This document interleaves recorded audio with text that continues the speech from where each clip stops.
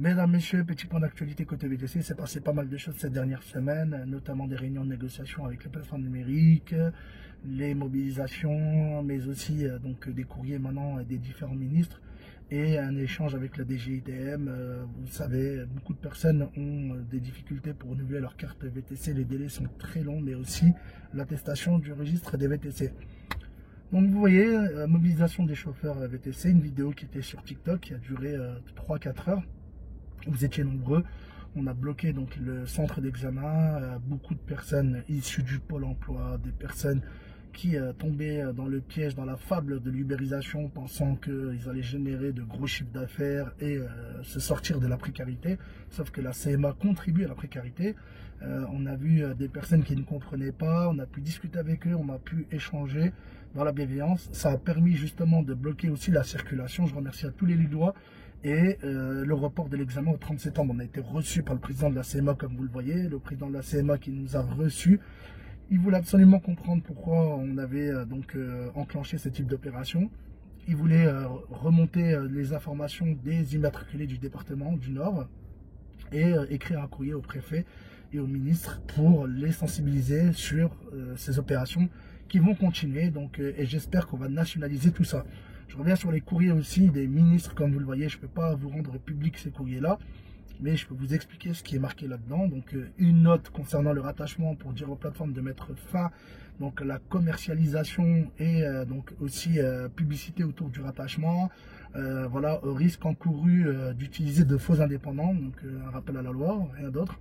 Et de l'autre côté, donc un deuxième courrier pour tout simplement faire une inspection. Il y a déjà eu donc un rapport de l'IGAS en 2016 qui a alerté des risques de l'ubérisation, mais rien n'a changé. Donc je doute encore une fois que cette inspection dont on ne connaît pas la teneur de la mission et encore il y a plein de choses qui nous échappent, va pouvoir régler le problème. Donc on voit bien qu'ils essayent de maintenir le statu quo. Rien n'avancera pour l'instant de ce côté-là. Il faut savoir aussi que les réunions avec les plateformes numériques, encore une fois, elles veulent absolument avoir le monopole donc, de la tarification. Elles ne veulent pas qu'on puisse avoir la mainmise là-dessus. Elles évoquent une peur, une crainte d'un effondrement de course, que ça pourrait aller chez les taxis, que d'augmenter les prix, ben, ça baisserait de 50% le nombre de trajets. Enfin bref, elle ne veut absolument pas du tout parler de la rémunération. J'ai pu, comme vous le voyez, introduire un article dans la proposition d'avenant. Donc il y a déjà un accord qui a été signé à l'époque, la garantie minimale d'1 €, sauf que les anciens syndicats n'ont pas mis le temps là-dedans. Donc ceux qui ont signé, en tout cas les signataires. Et donc là, c'était de mettre 0,50 centimes la minute, même si on sait qu'ils ne vont pas vouloir. Mais c'est déjà d'avoir une piste et d'intégrer le facteur temps. Les plateformes bottent en touche, elles nous disent ouais, il nous faut une garantie eurokilométrique mensuelle, voilà, comme c'est fait avec la garantie minimale de 30 € de l'heure. Bref, elles ne veulent pas par trajet, voilà, elles ne veulent rien entendre. Je leur ai rappelé qu'il y a plein de procédures qui leur disent qu'ils sont hors de la loi, même comme ça, ils n'en ont rien à foutre. Donc, quand on sait qu'on est en commission mixte paritaire et que c'est l'ARP, enfin aujourd'hui qui gère, mais que le secrétariat de l'ARP est géré par les plateformes, notamment Uber, la commission mixte paritaire, oui, ok, les ministres nous ont mis là-dedans, l'ordre du jour est décidé par l'ARP, mais à part ça, voilà, nous pousser à amener un accord qui sera encore voilà, écrit par les plateformes où elles ont le secret d'avantager leur modèle et au détriment du nôtre, on a bien compris. Donc, discussion très compliquée avec ces plateformes numériques. Elles parlent du rattachement, elles ont dit clairement qu'elles allaient s'occuper elles-mêmes du rattachement. Donc voilà, on a bien compris qu'aujourd'hui, même dans le cadre d'une négociation, les plateformes sont en roue libre. Dès qu'on va pas dans leur sens, elles font ce qu'elles veulent.